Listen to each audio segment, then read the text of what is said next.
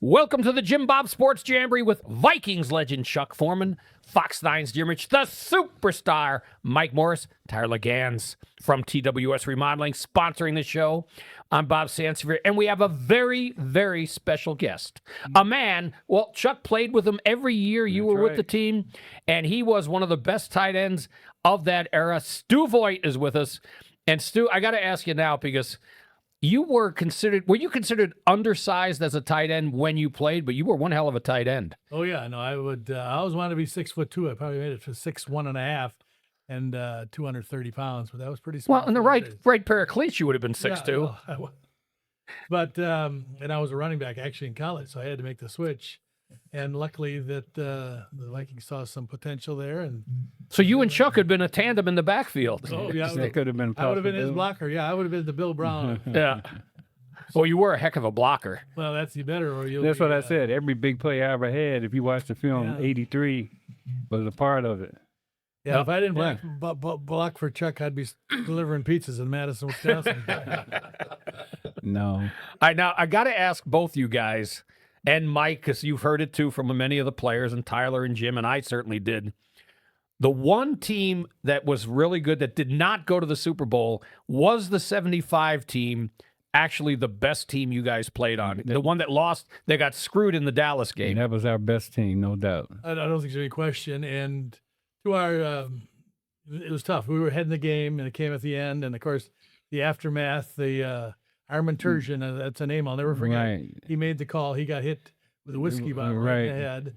Fran's dad dropped dead of a heart attack. That was that day? That game? And the stadium. Yeah, we didn't know till after the next day. Yeah. Well, I remember because I was in New Jersey, and I was I had my first newspaper job. I was a freshman in college, and we heard about that. I was in the newsroom when it came out that Fran's dad had passed away. Yeah. In the stadium? No, I don't know if it was in the He's a stadium. Maybe he preacher was from in Atlanta, right? and, Oh my God. yeah, it's you know. He was one of those. Credit, put that to the, and if you see the play, Right. Nate Wright, who's wonderful defensive back we had, he was pushed from behind where he was flying out of the picture, and was kind of held up and was signaling the referee like. Yeah, well, my whole thing is if, hindsight, but today if that play was made, we'd be in the Super Bowl. Yeah. That team, the Cowboys team, lost in the Super Bowl to Pittsburgh, right? Mm-hmm. And that was a heck of a game too, though, right? Wasn't it? Yeah, that was a good game. Yeah, because It was a close game.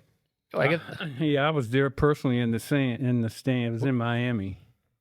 so you didn't I go went to the game. that must have tore you apart. It did. In fact, I left at halftime. I was so teed off. I went back to the house and had a party. And the reason we had that was our Are you best sure team. that's why you left? Are you sure that's why you left? There's a lot of pretty girls in South Beach, Miami. I said I went home and had a party. I didn't have to tell you more than that, did I? So yes. Yeah. It was like, hey, let's meet at the crib. And I think the reason I would think of it as our best team, I think Chuck would agree, is, and we would go to the Super Bowl the next year and play the Raiders. Our front four, which was the Purple People Eaters of the defense, was getting a little bit older. So, I mean, the future was now for us. The next year, the Raiders, give them credit, they handled us. But then we had, Chuck was, if not the most valuable player in football. I don't know if Fran got it in 75. I got it once or twice. But It depends on who we had the we UPI had and AP. retooled, and we're all set to some fill in the vacancies of guys that got old or got hurt or left. So that was a good team, and but you got to do it in the playoffs. Well, we got to ask you about this too, because we've talked about it a lot. The Raiders game, when you had the turnover, right? You down in the end or the red zone, and the ball goes not to Chuck, Okay. to Brett McClanahan. What did other guys in the huddle think? Did they think, why is Chuck not getting the ball to go up I and don't over? think I know. It was a strong right 22 lead, which meant that I was blocking. And then I looked at it, and I'm like, you got to be out of your mind. No, hindsight. Yeah, I'm blocking. You all thought the I same think we thing? got. I think although that was the only time in his career. Who was their punter that for Oakland got a punt ball? Ray Guy. Great guy. Ray got a block. Ray Yeah, Guy. but you know what, though, Stu, and we can tell by now, every time we went to the playoffs or the Super Bowl, we changed our whole game plan.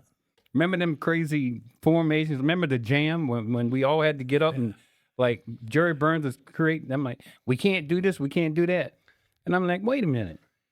you know, how we got here. What do you mean we can't do it? Yeah. You got to You know, dance at the girl that you brung. Yeah, you got to go with what you got, you know, and that's the stuff that used to tee me off. We used to change up every year, change up trying to fool people. And you go instead of- 12-2, Yeah, and then you change it up. then you're gonna tell us we just because you know who was that we played? Was it Oakland had the big nose guards and all this. We can't do this. We can't Otis move is him. drunk, Otis yeah. is drunk and but Tusac, and then they had the man. I'm like. Wasn't Otis Sistrok from the University of Mars? Really nice guy. He never Way played in college. Milwaukee. Yeah, he's a great guy. Very nice guy. Now, Mike was he became one of the best, if not the best, long snappers in football. But on your team, it was Mick, right? He just did all the long snapping, didn't he? Yeah. Well, back when we got here, there wasn't a position called long snapper. That was created like a couple years. Remember, Doug Dumler came in that's when later. Nick was older. Yeah, in fact, and then that's the when it squads were only started. 30. When I started, the squad was 38 people. And it went up to 40 in about 72 Right. or 73. Right. And now what is it, 55 maybe? Or more? Yeah, and so like they didn't have the long snapper wasn't a position. The center just automatically did that, and then like we got that Doug Dumler, Dumler, yeah, and that was all he did. he had a pretty good line. He said when we first got him, he was he only carried one center. He said he was a third string center for the Vikings between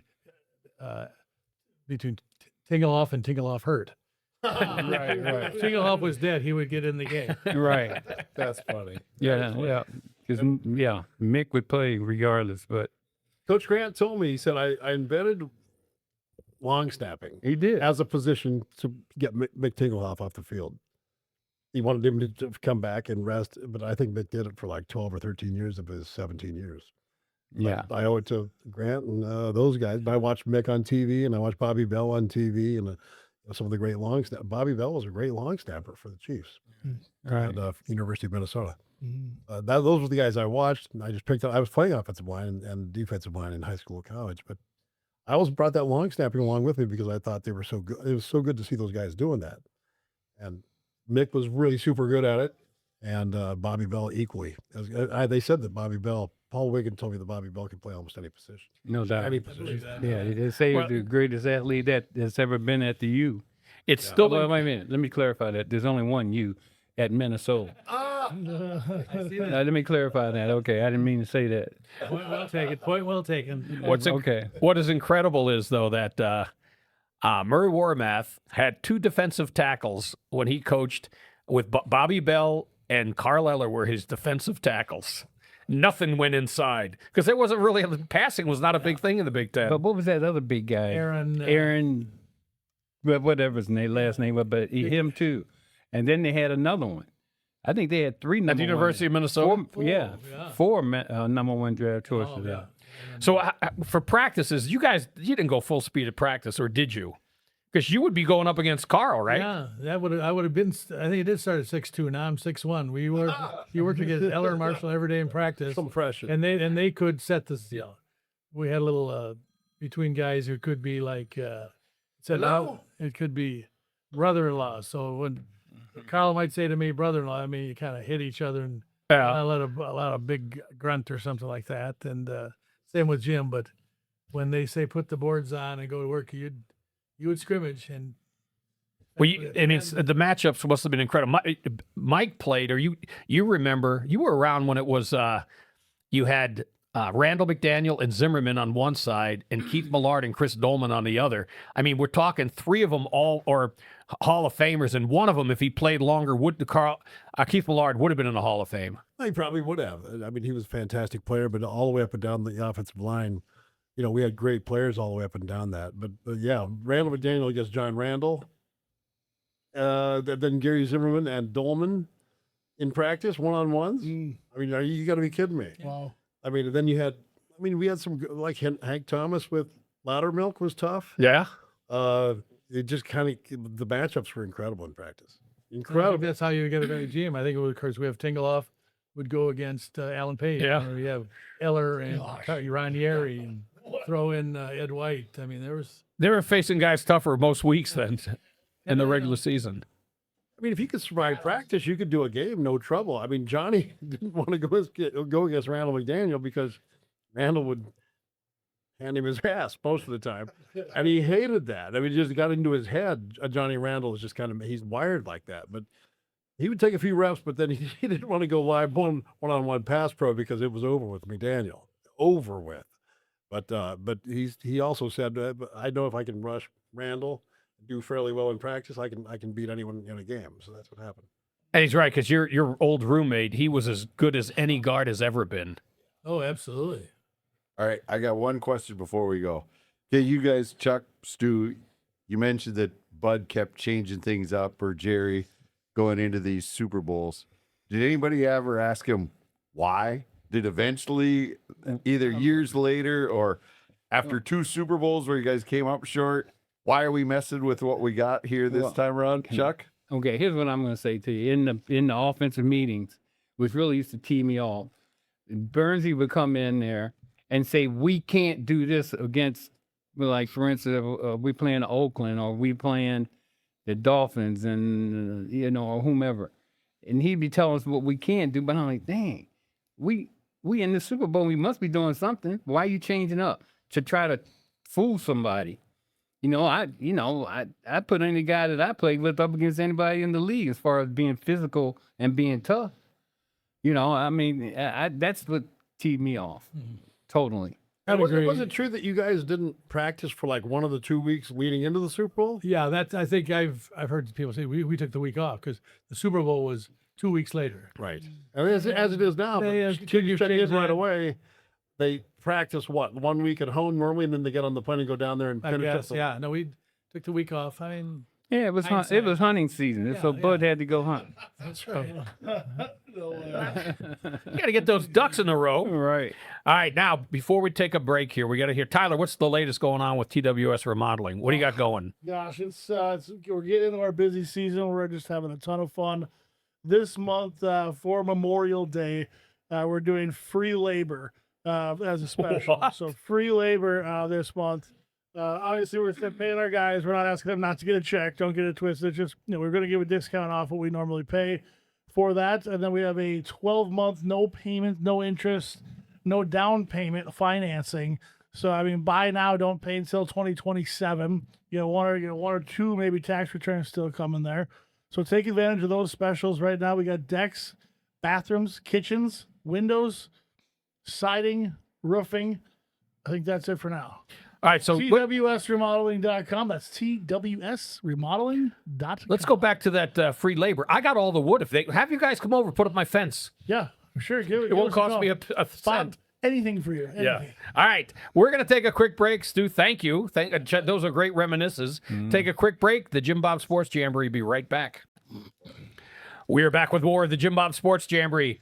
Vikings legend Chuck Foreman, Fox 9's Jim Rich, the superstar Mike Morris, Tyler Ganz from TWS Remodeling, and another Vikings legend, Stu Voigt, a great tight end back in those Purple People Eater days. Did you guys, by the way, mind Purple People Eaters? Because that really was the defense. Well, Or no, you just it fell was in it. the identity of the team. It was the Purple People Eaters when I came out when I was in junior high school. The Purple People Eaters. And I think that went along with the mystique of the Vikings. And, Yeah. Offense, defense. We've run a lot of different ways over the years. Yeah. Defense was certainly won some games. When we got Chuck in 73, we got a more high-powered offense. Ahmad Rashad, Sammy White came in. In special teams, same way. Just a quick little note. Chuck was a tight end who became a running back. Chuck was a defensive tackle that played tight end that became a running back and I'm sorry. scoring back. I forgot that. I gotta clarify More all things you that. can do with Chuck. I was a football player. Period. That's right. Sorry about that, Chuck. That's okay. I'll tell you what Chuck did. I will say of all the accolades he's gotten, the best receiver coming out of the backfield that ever was. I mean, Yeah. Revolutionized the game because, it used to be you take a running back, cover him with a wide receiver. I mean, with a linebacker, you couldn't do that. He had the moves of a wide receiver. The running backs would run out and then the flat player would go. Did some things, and to Jerry Burns' credit, he He advantage did. of that. He did. little the West Coast offense before Way. the coach Yeah. of San Francisco got a hold of it.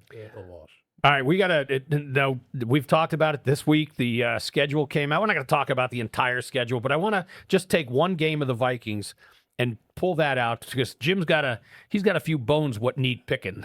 I'm just Week 11, Mexico week City. 11. The Vikings are going to go to Mexico City. Last year, they were gone to Dublin. They were gone overseas to London. I mean, Chuck, this is Star, you're right next to me. So you did one of these trips.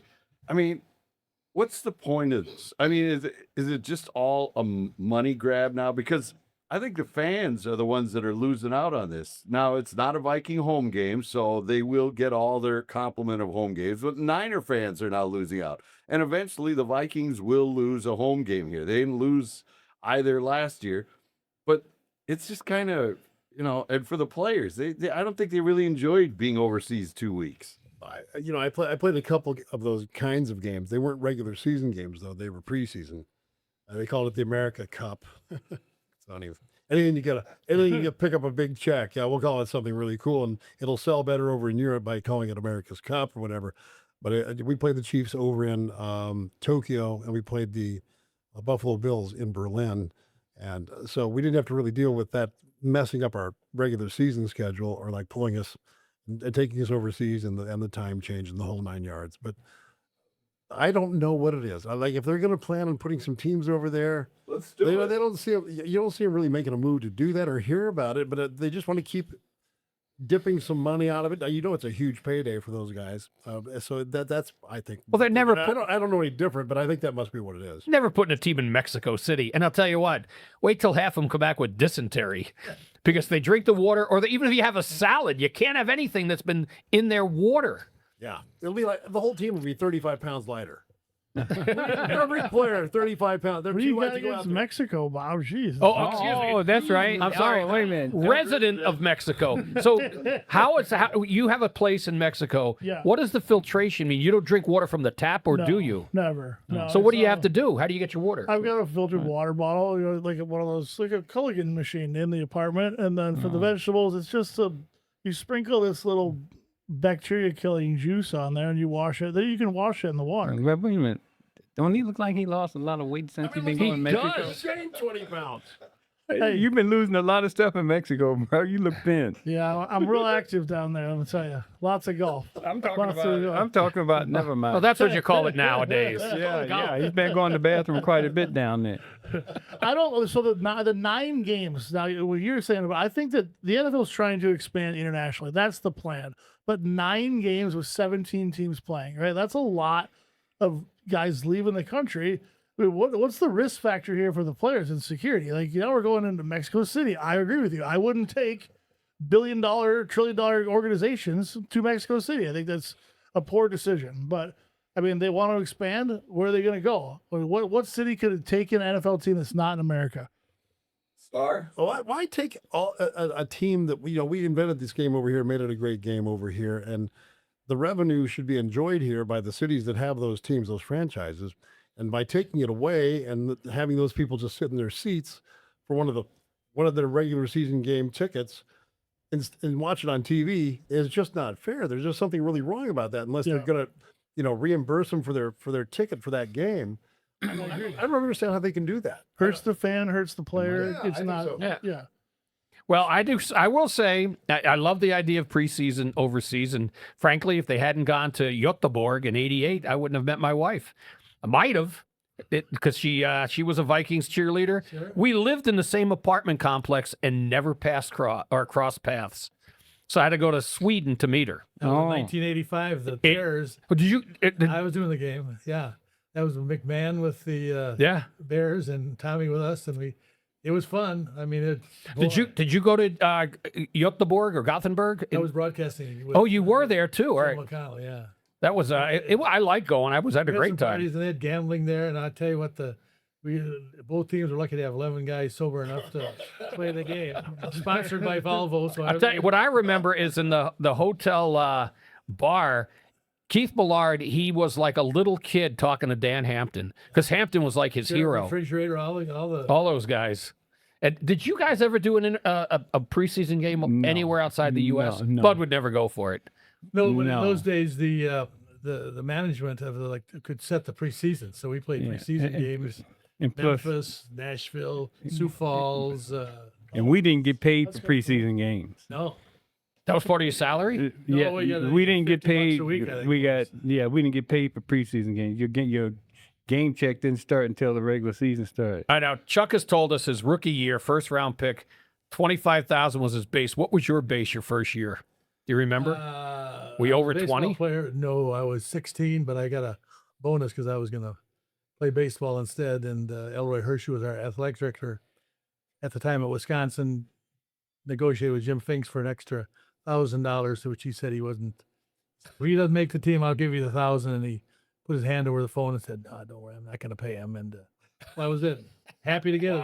I was making more money than my dad. I said, died and went to heaven. Mike, by the time you played, what was your first salary? Do you remember? I'm 87 with the St. Louis Cardinals. I made $75,000, $12,000 to sign. What year was that? 1987. Chuck keeps wishing he'd come a few decades later. Imagine that. I figured if I played today, 200 million easy. Easy. With your skill set, come on. Easy, 200 million. You know what, though? Absolutely. You'd have to tell them, do not call me a running back. I'm a wide receiver. Yeah, no Because doubt. they make more money than running backs. All right. If you were to lead the league in rushing and receiving yards right now today, that would be the biggest contract of all time. No doubt. And that's Really big. I mean, the quarterback is going to be close to that, but I mean, a dual threat like that would be, I would think. Yeah. It would be absolutely incredible. The What other thing that's different about the NFL today is I'm not even sure when they started recording what they call the sack or tackling the quarterback. That's just what you did on defense. I mean, they had to, with Jim Marsh, who started early, he went up to play in Edmonton for a couple of years, and then, but they didn't have, it wasn't a sack. I mean, they didn't record that. It was So just a tackle. they had to reconstruct. It wasn't He had until over it. Deacon Jones came along where they made it popular enough to be able to call it a sack. Yeah. And they'd meet at the quarterback, but Yep. it was, they'd meet at the quarterback. That wasn't even called a sack. He just tackling the quarterback. Now that's, and I say that because the guys making the money now are the edge rusher. If Right. you get 9-10 sacks out of a 18 game schedule. That's one a game. Gee, that doesn't seem. Those like guys are on that. Oh, They were getting that each. Oh yeah, they'd meet at the quarterback, so it's like then you could divide them up. Then later, and like doing the games, they would have a half a sack. Right. One guy grabbed his right leg, the other had his left leg. Well, Like a wishbone. that's just to pad the totals. Every half a sack's worth like $5 million on your Exactly. contract. Oh, half a now, sack. well, I'll tell you what, we did that with Millard and Dolman. They would, they were great pass rushers, but no better than Jim Marshall. And No. because they would, I would see you're doing the game, boy, the running back would have the ball, and they would, oh yeah, I better tackle him. All eyes were on the quarterback. That's where the money was made. Now, I got to ask both of you guys. You played with Alan Page, and you certainly played against and knew about Joe Green. I'm guessing no better defensive tackles when you played. And did teams fear Joe Green more than Alan Page or Alan Page more than Green, or were they on equal footing in terms of how they were looked at? Different guys. Joe Green was a big guy. One of the although not big for today, he may weigh 280 pounds. Alan Page, I think he played more heavier at Notre Dame than he did at Right. Oh. Because you remember he lost all that weight. He But was like but at I tell you 280. What was it? For me, no But he was comparison. lightning quick. He was 280 when I got here. He was. Yeah, something like that. Then he started losing weight, and Started running. Bud didn't really remember. Bud was When not not happy. he weighed 220. He was 220, but he was But what he could do that I thought he was that so Joe fast, Green, so he quick. could get to the quarterback. Also, I don't know how many. They don't keep too many statistics for caused fumbles and this Yeah. and that, tackles for loss. I mean, he had the strongest hands. But plus, he Allen played did. with, you got Carlisle Hall of Fame, right. Jim Marshall should be a Hall of Famer, Right. and Gary Larson and Duck Sutherland, And then great guys in the middle, kind of Right. clogging things up. That was, and then the Vikings decided that they didn't need him anymore, and put Finks him took on him down to waivers. And Jim Finks picked him up for what? $100. $100. Then he goes to Chicago and makes All Pro with 3 more years. It's incredible. All right, let's take a break. His last football game, by the way, he had 2 sacks. His last game played. Right. It's like Alan Page, 2 sacks. Right. It's like Babe Ruth getting 3 home runs in his last game. All right, we'll take a quick break, and the Jim Bob Sports Jamboree be right back. Got plenty more to cover. We are back with more of the Jim Bob Sports Jamboree. Vikings legend Chuck Foreman, another legend with a Stu Voigt, a legend in TV, Jim Rich from Fox 9. Look, he always shakes his head no. You are a legendary sports director. There's no getting around it. Just old. I'm nominating you for the Broadcasters Hall of Fame next You know, year. but he's not old. He's refined. That's right. We don't use the word old around Like here. that fine wine. Refined, right. And, well, Tyler being the Hall of Fame of contractors, TWS Remodeling, They bringing to have the one show. of those? They have a Hall of Fame for contractors? Well, we'll start one. And the superstar Mike Morris, he belongs in several Hall of Fames, including now. If there was a Hall of Fame for giving or to tell you about a truck place, a place to go get trucks, because this guy, the way you described it, they started a couple of years ago. Every place else is a dumpster. It is. It's a garbage dumpster. It's a recycling bin. Any other dealership is a recycling bin compared to the good people that will take great care of you down at Dodge of Burnsville. And coincidentally, just for your convenience, they are located in Burnsville. Oh, it is, huh? Yeah, it says right on the sticker. How about that? Yeah, it's right there in Burnsville. 35W and Cliff Road in Burnsville. Roll up in there. Tell them what you need. They'll make you a great trade for the vehicle you want to trade, or just work an outright deal for you on a truck, new or used. They have sold more Dodge Ram pickups than anyone else for the past 10 years. That's why they are the king of Ram. Get down there. They'll work a great deal for you. Like I said, they have great service behind that too. So go on down and tell Mark Saba hi, Adam Saba, his son, anyone else down there, great salespeople, and tell them the superstar Mike Morris. And I told you my son bought a truck from them, and he's very happy with it. Yeah, I mean, they'll take care of you. Now, you got a truck from Dodge of Burnsville. You could drive your kid, if he's a football player, to your pal's camp, right? Kevin Tafe, big farmer up north near the Alexandria area, is setting up another football clinic. I think there is a date out there. I haven't heard what it is yet, but some of the guys that go up there every year have told me that there is one in place. There is a date set. So last year it was up at Morris University. I was glad to open up my institution for everyone to join that and to be able to come in and practice. That was a joke. Sorry. Everyone's just listening like, oh yeah, it's his college. Oh yeah, it really is. No, We just assumed it was your yeah, college. of course. I didn't even go to college. But anyway, these kids have got a chance to play participate rather in a good football clinic where the Viking players from the past are running the clinic. So you want great coaches. Well, you got it. If you are allowed to bring your kids in, they have to be from the rural areas and not the Twin Cities kids that live here locally, because they fill up all the camp rosters pretty quickly. So that's why Kevin has arranged for these kids from the rural areas of Minnesota to come into his football clinic.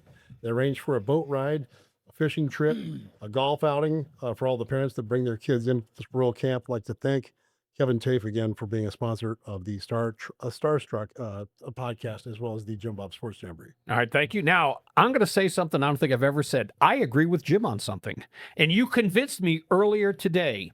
What? The signing of Jawan Jennings, he could be your number 2, and you could jettison Jordan Addison because what he's going to cost and bring in another veteran.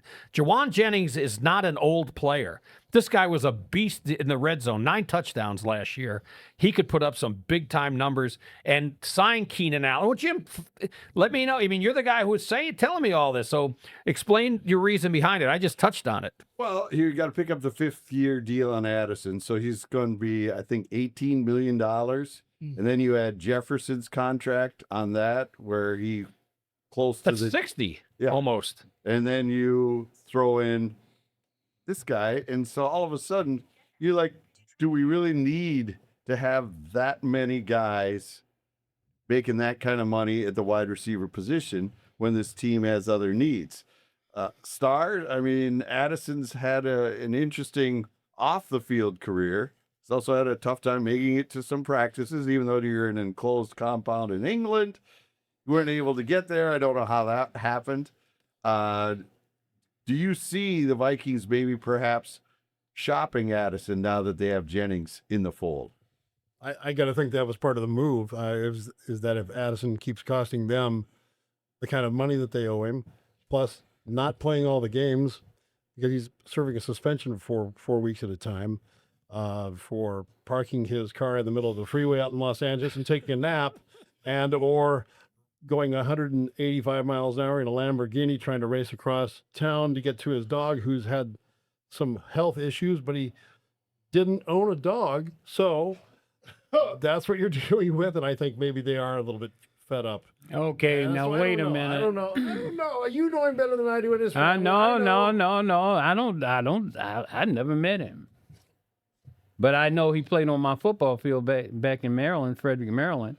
So that's right. Chuck So, Foreman Field. But I have spoken to his mother on several occasions, who is a wonderful lady, and she's certainly in agreement that he better get himself together.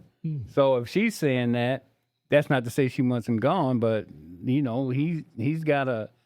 I wouldn't trade him though, because he's got that kind of talent. I agree with that. When he's on the field, I agree with you on that. But when he's doing off the field and costing himself 4 games suspension, and the team needing him on the field, he's a first-round draft choice. I mean, he was a great player. He is a great player when he's out there, but it'd be nice to have him out there all 17 weeks. That's all I'm saying. I tell you what, I don't think it's. First of all, Chuck, I would trade him to the Commanders or the Ravens, because then his mom could keep an eye on him, be close to home. But also, Keenan Allen is still out there. I don't think Stephon Diggs is coming back, but I don't think there's a drop off if you pick up one of the veterans that are still out there. If you make Juwan Jennings your number 2, But you got to have somebody to get him the ball. well, that's, And we can't depend on JJ. no, but But we got the new guy, Kyler Murray. Kyler Murray. But I'm just saying, but you're talking about a 16-year veteran. And I don't know about that. Well, that okay. move. Let me ask you this: I think for this offense, the best quarterback might actually be Carson Wentz, because of the way that, and that's Jim again. Look at him patting himself on the back. Jim, Did you why? Why do you disagree with that? Bump your head this morning? It's the way. It's the offense. It's the offense that KOC likes. He doesn't like a mobile quarterback. He wants the guy that drops back and slings it. And the guy is tough. Now, let me ask this of Stewie. Stewie, isn't Carson Wentz the kind of guy that would have played in your era? This kid, I mean, what he did last year with his arms basically hanging off, he was not coming out. No, he did a great job, and I think he's back. I think they made a decision on Brosmer too. Is he in the mix to start with? Yeah. He's still I heard around. with Murray, though, that not a great report out of Phoenix. I mean, they wanted to get rid of him. Yep. I mean, we got him for Nothing. $1.5 million, Yeah. and they pick up 30 million or something. So that was somebody on the market.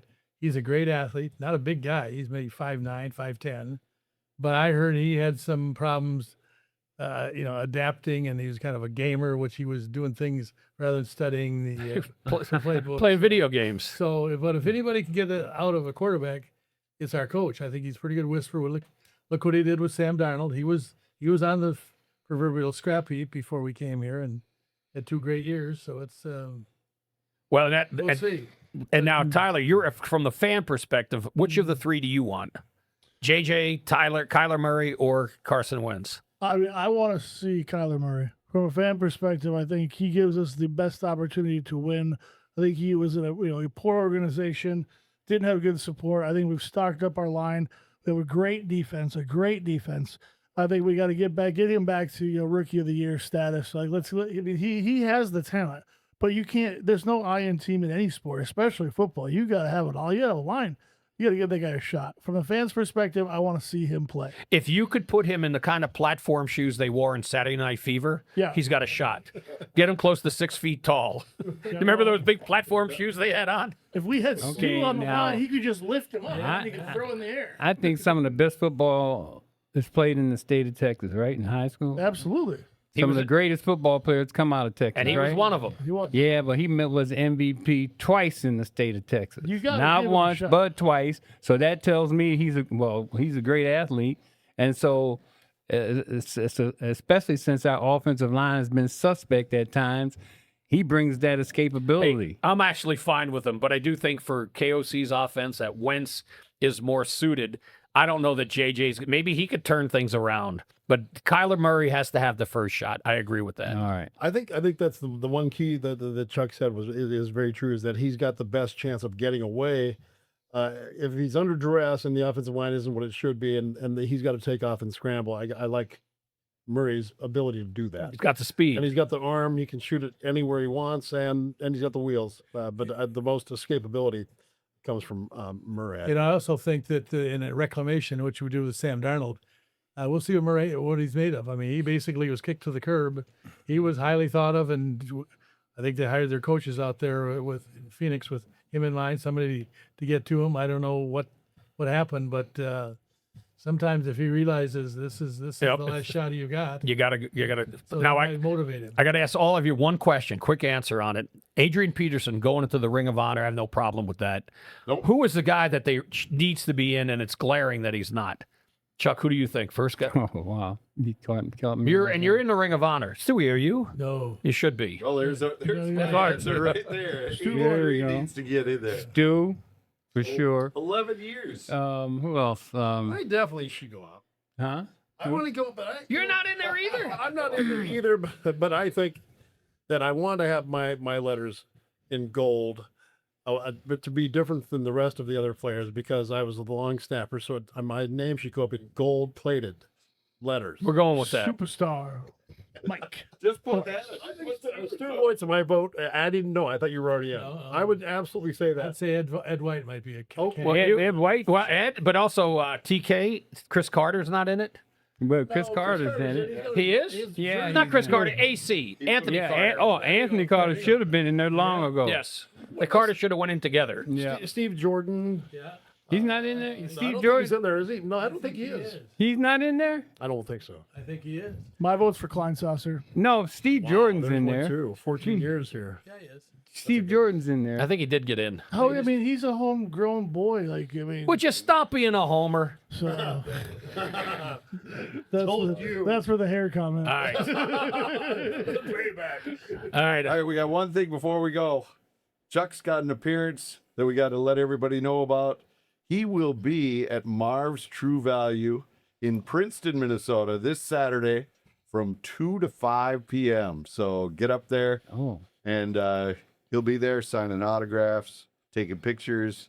Do you kiss babies, Chuck, or is that? Yeah, I hug babies and You're all. gonna be in, Chuck, if you're gonna be in Princeton, you gotta come over and say hi on your way home. There you go. So that's 2 to 5. And yeah. also, we're talking about bobbleheads, inventing one with Yeah. the star, right? Doug- Tyler's got one. Daunte Culpepper's got one right now with the spinning arms. Remember the Get Your Roll On with Daunte? Right. Those are available at his website, DaunteCulpepper.com. Well, Skull Marketing's got the big three: Reed, Carter, Moss, and now they got Daunte. Yep. Well, we got to get the superstar in that group. Come on. It's right in there. I fit right in with that bunch. Come on, I got the best hands of the whole bunch. They can have you looking through your legs. Yeah, I think Exactly. my It'd be bobblehead will be hilarious. like bouncing off the floor. All right. We got to, Stewie, thank you. We're going to take a Stu Voigt. Thank you. Take a quick break. The Jim Bob Sports Jamboree. Be right back with a little talk fantasy football with our stellar producer over here. All right. We'll be right back. Hello and welcome back to the Jim Bob Sports Jamboree. Hunter here, taking you through our final segment of the week. Now, it's May, the NFL draft just happened, and it might be time to start looking at what your game plan is for fantasy football coming into the 2026 season. Now, I mainly want to focus on dynamic rookies this week. There are plenty of them in this draft. Now, experts overall are kind of calling this a weak rookie class. However, that doesn't mean there aren't gold nuggets that you can find and extract and get them on your team for this year's fantasy football season. Now, if you're in dynasty leagues, rookie draft prep starts now. You really need to start doing some research and getting ready for when draft time comes around. And so today, I'm going to give you some players to keep an eye on in this rookie class. Now, of course, we start off with the top, which is Fernando Mendoza. He was the number 1 overall pick and won the Heisman Trophy and national championship last year with Indiana. But I'm going to caution you to maybe pump the brakes a little bit on Mendoza. Now, of course, he is one of the top quarterback prospects we've had in many years. Number 1 overall pick going to the Las Vegas Raiders. But I encourage you to pump the brakes a little bit because Kirk Cousins is there in Vegas right now, likely to take over that starting spot at least to begin the year. Now, that doesn't mean that there isn't value in grabbing Mendoza and maybe stashing him away for the future because he has guys like Brock Bowers, Ashton Genty around him. These are true weapons that can really make or break a quarterback. And honestly, it seems like he's going into a pretty good situation. They're, of course, coming off of some tough years in Vegas, but the future looks bright. There's plenty of weapons, so I am not out on Mendoza by any means, but I want to encourage you to pump the brakes a little bit and maybe look at him a little bit later. So here are your top 5 rookies to target for this upcoming season. We're going to get started with number 5. This is Jadarian Price. He is a running back for the Seattle Seahawks. He played for Notre Dame and got picked 32nd overall. Now, you might be saying, well, they have so many running backs in Seattle. They just won the Super Bowl. Why would we do this? Well, take a look at what happened in the offseason. Kenneth Walker, Super Bowl MVP, signs with Kansas City. Zach Charbonnet is coming off an ACL tear. That means there's really a great opportunity for young Jadarian Price to come in and take up a bulk of the carries in that Seattle offense. Now, we know we saw them dominate the running game last year. It should be a fairly seamless transition for this young Notre Dame product to come out and dominate in year number 1. Jadarian Price, running back Seattle Seahawks, is our number 5 player that you should keep an eye on for this year's drafts. Moving down the list a little bit, we have Jordan Tyson at number 4. He is a wide receiver out of Arizona State, and he will be playing for the New Orleans Saints. He was taken 8th overall. Elite draft capital there. He's an explosive playmaker who creates great separation and is a monster in the yak stat, yards after catch. Now, there is a little bit of a red flag with Tyson. He has some injury history, torn ACL, had a collarbone injury, and some hamstring troubles in college. But with Chris Olave likely being a free agent after this season, Tyson could really move into that wide receiver 1 spot in 2027. Now, 2026, I definitely think there's some potential for him to explode and kind of work his way into that top tier receiver ranking. Definitely a high ceiling on Jordan Tyson of the New Orleans Saints. So Tyson is our number 4 player. Now let's take a look at number 3. This is Makai Lemon out of the University of Southern California. Makai Lemon was drafted by the Philadelphia Eagles. He will join a receiving core that is going to look a little bit different than we've seen in years past. Of course, A.J. Brown rumored to be leaving Philadelphia, which opens up a great spot for Makai Lemon. He's predominantly a slot receiver in college, but it sounds like the Eagles insist he can play outside as well. Could be a great pairing with Devontae Smith. And honestly, when you look at the stats of the Philadelphia Eagles the last couple of years, this is an offense that has produced multiple top 20 fantasy receivers every year. Now, that's both Smith, that's A.J. Brown. They've also had some great luck with tight ends as well. This is an explosive offense, of course, still anchored by Saquon Barkley. And, Jalen Hurts is kind of up in the air with what his passing game can look like. But there really is a lot of potential coming out of Makai Lemon. He has a very safe floor being in this Philadelphia offense and legitimate upside with that wide receiver room shifting gears. So Makai Lemon is our number 3 player. Definitely keep an eye out for him in that Philadelphia wide receiver room.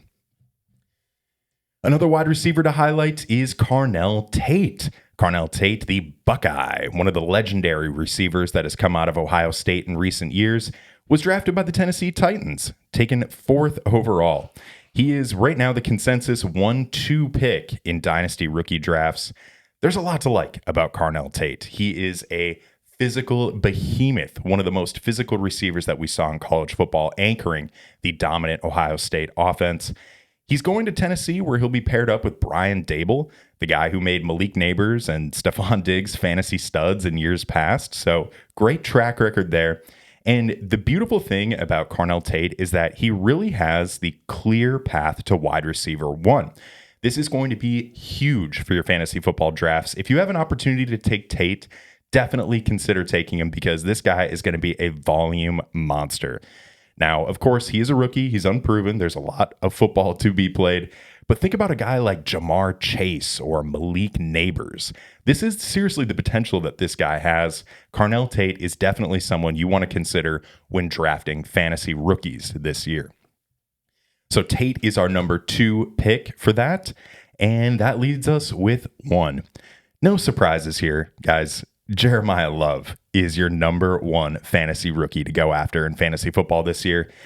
Out of Notre Dame, he was drafted by the Arizona Cardinals, and it's pretty much unanimous across the board. There's no debate. It's not even close. He is the number 1 rookie to target in fantasy football this year. He is a 6-foot, 200-plus pound power runner who can also catch out of the backfield. He has that dual threat ability, much like our friend Chuck Foreman. So, looking at his career with Notre Dame, obviously he played in the national championship 2 years ago, had a fantastic career, and really carried that Notre Dame offense, which was sluggish at times. This guy is a physical behemoth. He has the opportunity to really come in and elevate that Cardinals offense. Now, if you've watched the Cardinals in years past, their offense has been a little sluggish. There's been some turnover at the quarterback position. That might still continue, but there are plenty of opportunities for the Cardinals to rely on Jeremiah Love. And the beautiful thing when looking at dynasty format for fantasy football, this guy is 21 years old. He has a huge ceiling, and the gap between him and everyone else in this class is significant. Pay the premium if you can get Jeremiah Love. I don't think you'll regret it. So Jeremiah Love rounds out our list of our top 5 fantasy rookies coming into this year. And I want to close on a little trivia question for you all. So I'm going to ask you a question, and you let us know in the comments on YouTube what you think the answer is. Which running back holds the all-time record for most PPR fantasy points in a single season? All right, drop your guess in the comments below, and we'll give you the correct answer next week on the Jim Bob Sports Jam.